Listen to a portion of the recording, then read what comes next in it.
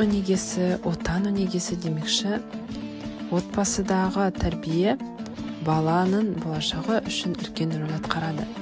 Сондықтан да отбасының бақытты болуы аса маңызды.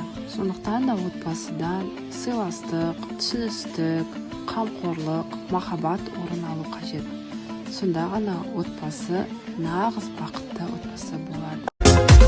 Ата-анам арқа сүйерім, тілекшім қамқорым менің, бір туған іні қарындас, сендерді аңсап жүремін.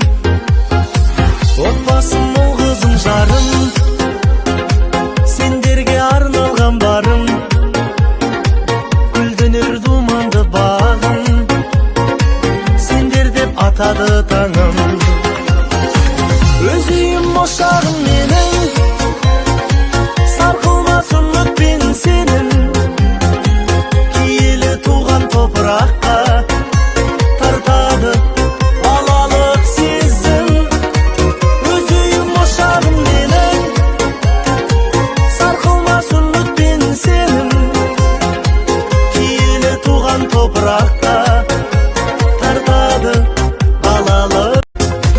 Ата-анам арқа сүйерім, тілекшім қамқорым менің, бір туған іні қарындас, сендерді аңсап жүремін. Отбасым ол қызым жарым, сендерге арналған барым, гүлденер думанды бағым, сендер деп атады таңым. Өз үйім ошағым менің.